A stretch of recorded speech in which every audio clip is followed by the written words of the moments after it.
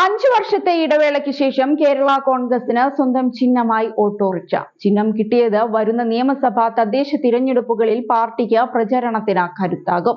Francis George പാർട്ടിയുടെ ലോക്സഭാംഗമായി തിരഞ്ഞെടുക്കപ്പെട്ടതോടെയാണ് സംസ്ഥാന പാർട്ടിയായി തിരഞ്ഞെടുപ്പ് കമ്മീഷന്റെ അംഗീകാരം കിട്ടിയതും ചിഹ്നം ലഭിക്കാൻ വഴിയൊരുങ്ങിയതും. 2020 കേരള കോൺഗ്രസ് എമ്മുമായി വേർപിരിഞ്ഞ ശേഷം നടന്ന തിരഞ്ഞെടുപ്പുകളിലെല്ലാം പാർട്ടി സ്വതന്ത്ര ചിഹ്നങ്ങളിലാണ് മത്സരിച്ചത്. കഴിഞ്ഞ തദ്ദേശ തിരഞ്ഞെടുപ്പിൽ ചെണ്ടയും നിയമസഭാ തിരഞ്ഞെടുപ്പിൽ ട്രാക്ടർ ഓടിക്കുന്ന കർഷകനുമായിരുന്നു ചിഹ്നം.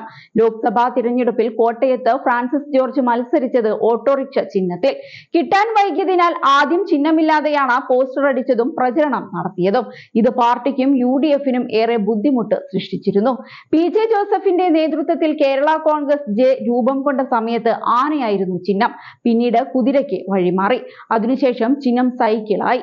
2010 കേരള കോൺഗ്രസ് എമ്മുമായി ചേരുന്നതുവരെ സൈക്കിൾ തുടർന്നു. കേരള കോൺഗ്രസ് എമ്മുമായി ഒന്നിച്ചതോടെ രണ്ടില ചിഹ്നമായി. ഐക്യ കേരള കോൺഗ്രസിന്റെ ചിഹ്നം. 2020 കേരള കോൺഗ്രസ് എം പിളർന്നപ്പോൾ ജോസഫ് വിഭാഗം UDF-ൽ തുടർന്നു.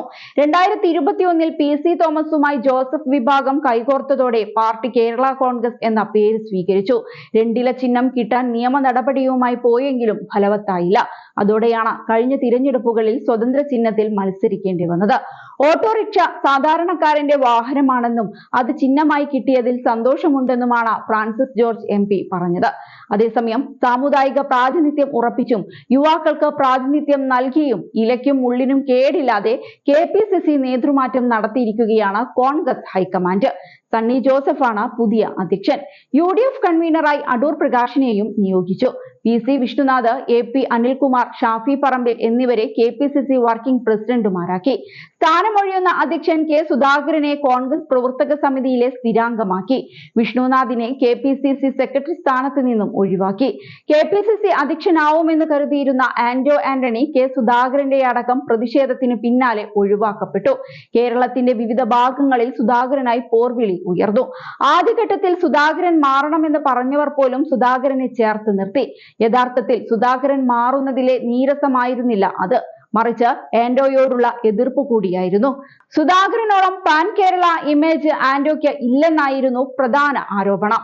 ഒടുവിൽ സംഘടനാ ചുമതലയുള്ള ജനറൽ സെക്രട്ടറിക്ക് പോലും പാതി മനസ്സോടെ സുധാകരനോടൊപ്പം നിൽക്കേണ്ടി വന്നു. ഒടുവിൽ ഇലയ്ക്കും മുള്ളിനും കേടില്ലാതെ സുധാകരന്റെ തട്ടകത്തിലെ പഴയ DCC അധ്യക്ഷനെ KPCC അധ്യക്ഷ പദത്തിലേക്ക് കൊണ്ടുവരുമ്പോൾ സുധാകരനെ കൂടി തണുപ്പിക്കുക എന്ന ലക്ഷ്യമാണ് ഹൈക്കമാൻഡിന് മുന്നിലുള്ളത്.